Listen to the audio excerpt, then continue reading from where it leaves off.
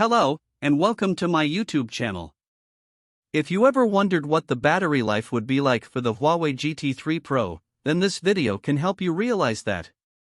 From experience, the battery life is absolutely amazing, and in this video I will show you how I test and rate a smartwatch device.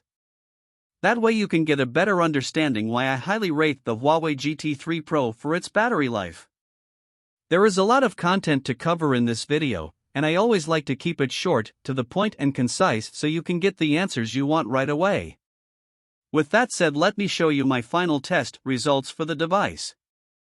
In the end, the Huawei GT3 Pro performed really well in the battery life test. I do two different tests. The battery economy is basically everyday usage. The second test is GPS battery consumption, and those results are very specific for those that do a lot of GPS activity. Overall, the Huawei GT3 Pro scores a 9 out of 10 rating, and it nearly gained a perfect score. Based on my typical usage, I get around 6 to 9 days of battery life, and I will show you how I arrived to these final ratings in this video. With that said, let's now take a look at the key discussion points of this video. Now, I will provide timestamps in the description, but this is basically it. If you are someone that has seen my videos before, you can skip through to the parts where you can gain the answers you require, because you already know how I rate a device. If you are someone that's new, I tend to keep my explanations short and precise for the first two discussion points. Once you understand those first 2 points, you get an idea of how I rate a device, with context of course. The bulk of the discussions will be on the remaining discussion points. Let's begin the first discussion point. As I mentioned at the start of the video, I said I do two different tests for battery life, and this is what the testing process looks like. I always keep the process the same.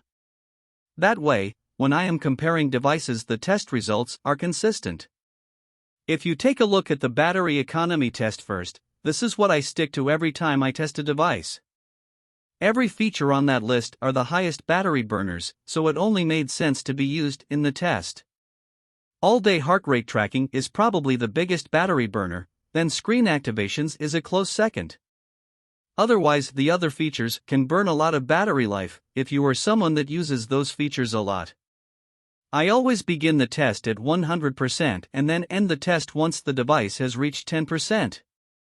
I repeat the process 5 times, then I take the average of the results to get the final results. It's pretty straightforward anyway. As for the second test, GPS battery consumption is a massive battery burner.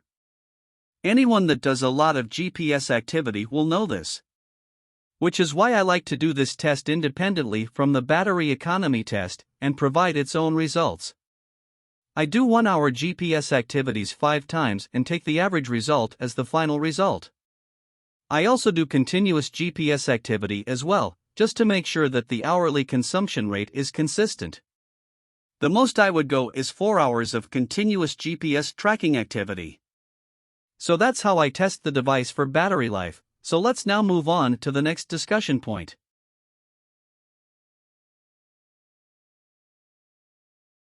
As mentioned, I do 2 different tests. With that said, I have 2 different rating systems, but they are constructed the same way, and it's a system that I created myself. The first rating system you see is the battery economy rating system. How I arrived to those numbers is by testing a whole lot of smartwatches, group them into categories, then construct a 5-star tier system that you see. What you see is basically what's out there in the market. Now here is the GPS battery rating table that I use. Like I mentioned before, the system itself was built on devices that I have tested, categorized, and then formed the 5-star tier system from those test results. This also gives you an idea of what's out there in the market, and GPS tracking activity is very competitive at the moment. Especially for those that do a lot of endurance activities, multi-sport, hiking and so on. I do have a way of calculating the theoretical continuous GPS tracking, and I will show that to you later in the video. Anyway, I hope that explains everything you need to know about how I rate a smartwatch, so on to the next discussion point.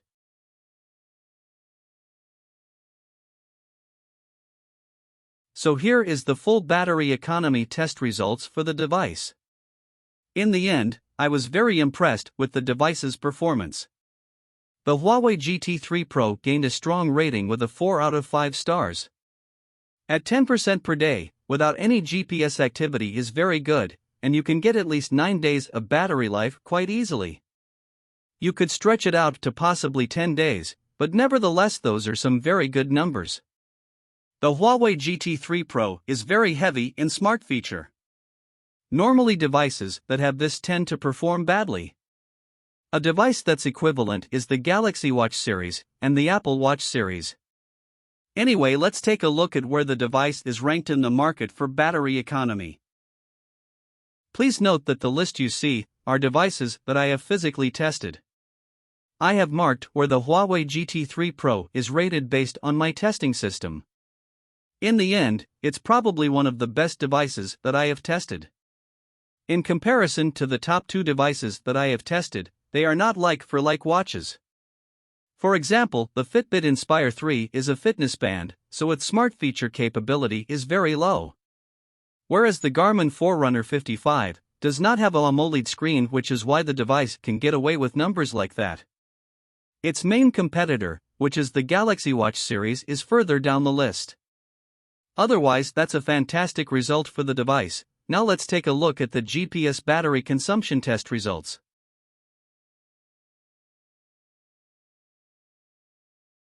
So here is the final test results for GPS battery consumption. The Huawei GT3 Pro gains a very strong rating and deserves its 5-star rating. At 6% per hour, that's a really great number, especially for those that love to do a lot of GPS activity.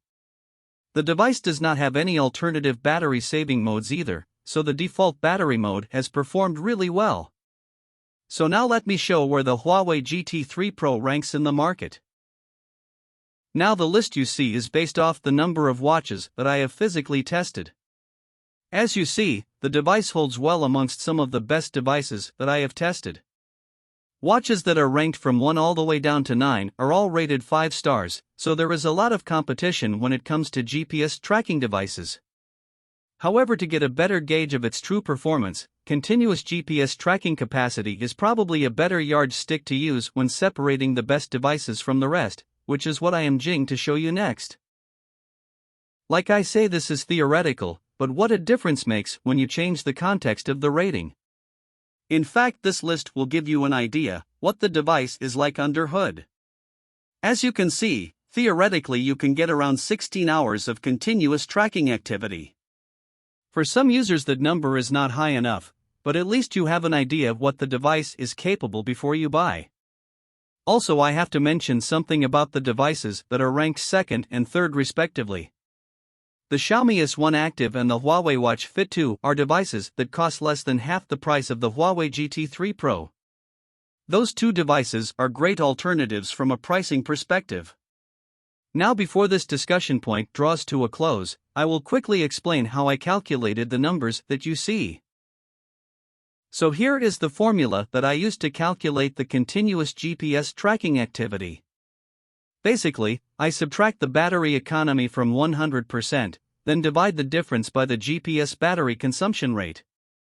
I could have easily divided 100% by the GPS battery consumption rate, but that doesn't seem realistic, because you have to allow some watch use prior to the GPS activity. It only made sense to subtract the battery economy away from 100% battery capacity.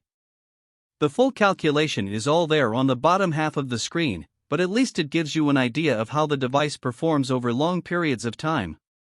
Anyway, I hope the calculation makes sense, and let's now move on to the final discussion point.